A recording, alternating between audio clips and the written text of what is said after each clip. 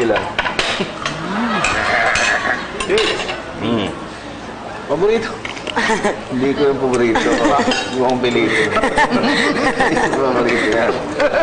So, lagi naman pinapasluto sa amin. Peter? Thank you. Bakit? Nabuong niya yata ako. Ano? Ano? Patingin.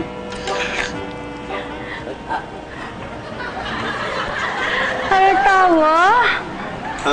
Hindi naman, di ba? Hindi naman masyado. Wala. Kunti lang, wala. Oo. Ma'am, patingin nga po.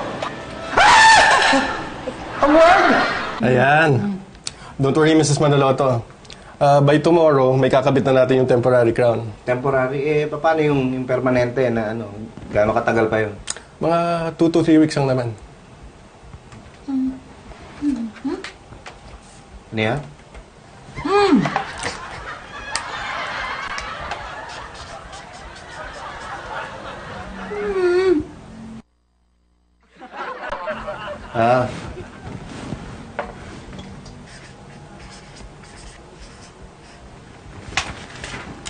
Mr. Manaloto, naririnig naman po niya kayo. Hindi niyo naman po kailangan isulat. Ay. Ginawa niyo naman pong kalye, sir. Ay, oo nga. Sorry.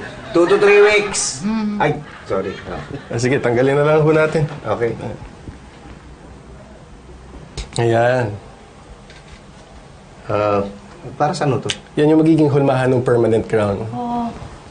Dok, para po bang pustiso yung ilalagay? Ay, hindi. Halika, papakita ko sa iyo yung video ng paglalagay ng crown.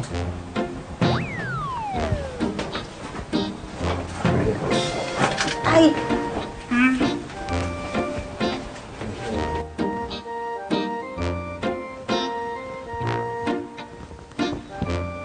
Alda.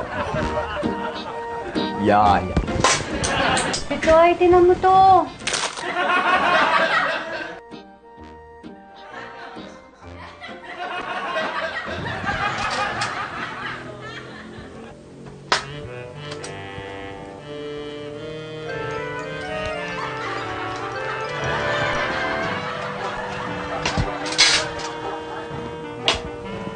Pitoy!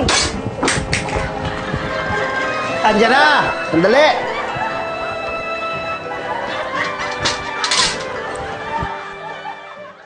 Ayan, okay na. Hey! Bakit? Ay! Ano po nangyari, Dok? Hindi ko alam, ha? Hindi ko rin ho alam. Baka, base lang naman po yan dun sa molde na sinukat ko sa'yo. Eh, ba't nagkaganito? Mamalay ko! Baka nagka-problema sa laboratorio. Oo, o baka nga, malamang yun ang nangyari sa laboratorio. Ano, irereklamo ko ho sa kanila kaagad. Ay, naku, huwag na. Baka naman hindi sinasadya. Diba? Hindi naman po pwede yun. Yung kliniko naman po yung masisira. Oo nga, pero kawawa naman yung mga tao. Okay na siguro yan. Anong okay? Mukha bang okay yung itsura ko? Mrs. Manaloto. Temporary lang naman yan.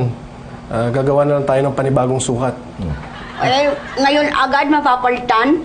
Ayun, pasensya na ho, pero bukas na ho. Kasi sa iba ko na ho yan ipapagawa. Ha? Lalabat ako? Ganitong ngipin ko? Choice nyo po yun. Kung gusto nyong isuot o hindi.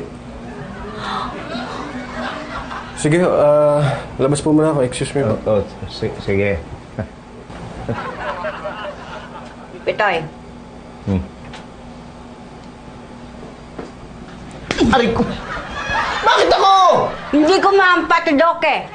Pero Elsa, maganda yung pagkakaayos ng doktor sa ngipin mo, ha? Ay. Hindi halat lang nasira. Nga eh. Ay, teka, nag-text pala siya sa akin eh. Meron daw siyang biniber na video. Medyo ano na naman yun. Kumakanta ka na naman. Hindi ko nga alam eh. Bakit mo?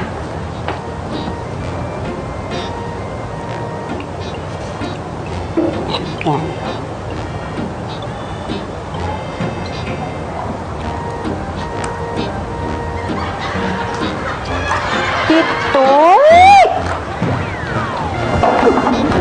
Sorry! Sorry,